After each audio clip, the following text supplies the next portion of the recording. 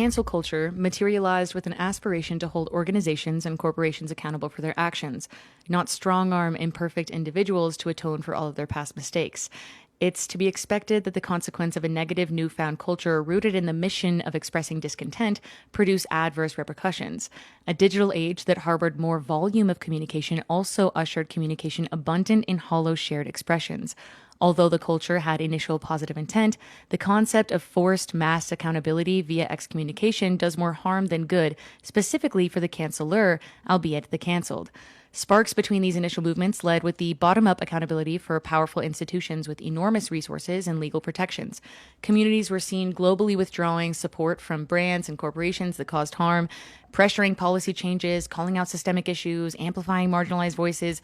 This was essentially a modern digital version of a boycott.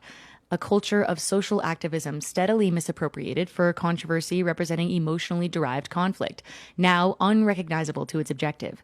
This distortion leaves a sensationalized title to a futile cause, perpetuated by a majority-based agreement. The connotation now implies moral displacement.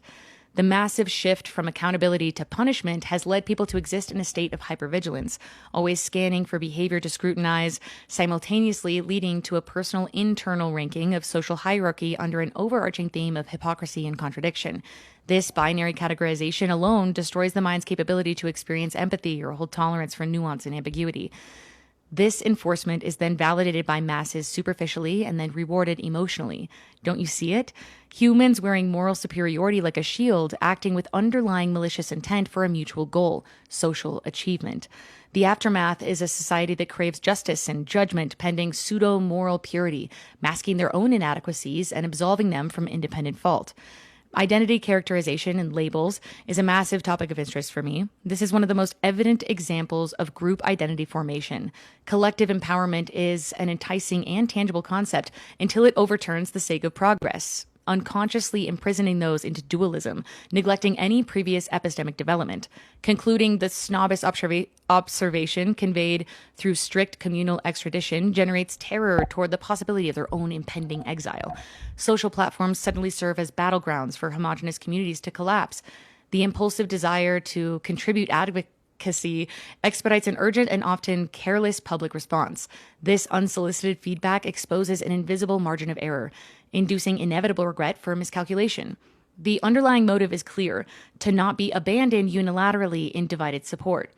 I'm apprehensive to contribute yet another position to the already overwhelming discourse demonizing the technological revolution.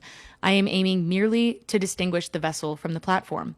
Social media is a shared fiction of accessible social spaces, not a commanding, omnipotent entity. Responsibility still lies with the user. In 2021, the National Academy of Science published an article composed by several authors titled "The Echo Chamber Effect on Social Media."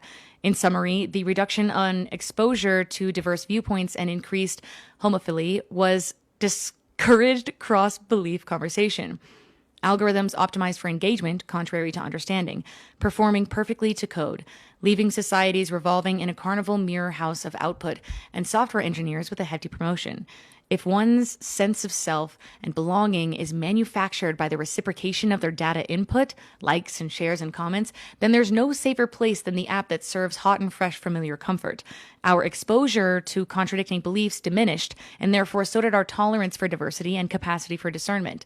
Discernment, by definition, is the fundamental factor in critical thinking, gaining insight practiced through the ability to pause, evaluate context, weigh evidence, and differentiate levels of harm. Declining existence of this operation is one of the core psychological drivers that turns cancel culture from answerability into mob behavior. The Homo sapien brain serves as a vulnerable and necessary oil to this engine. The amygdala's amplification response is biological, neurological, and psychological. Its function not confined to physical threat, but to social threat, initiating hysterical and repeated reckless reaction. The brain's anterior cingulate cortex immediately detects the cognitive dissonance between the perceived admiration for an idealized individual and their evident negligent moment under mass scrutiny. The repercussions: a neurological threat response to abrupt confusion in self-concept, moral values, predictability, and overall safety. The path of least resistance dominates with great success. By default, glorified influencers abruptly descend from their perfect pedestals. The adversary inquiries do not exist obviously to the conscious mind. The ideologies stem from the same catechism. If they are bad, what does this say about me? Then dichotomize into, do I still agree and can I hold both truths, versus do I still hold status and do I still belong?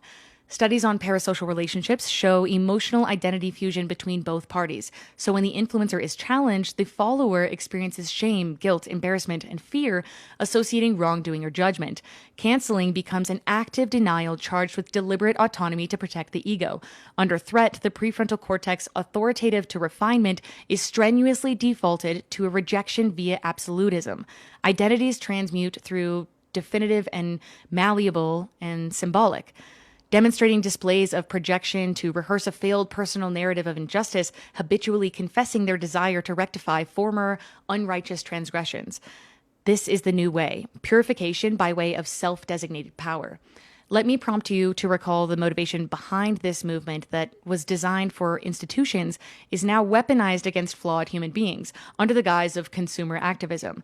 My finger doesn't point toward the actively shunned as opposing parties, nor my intention to frame those as participants as manipulative or apathetic to expose equal failure, but to promote a model undiscovered by fault of innocent ignorance.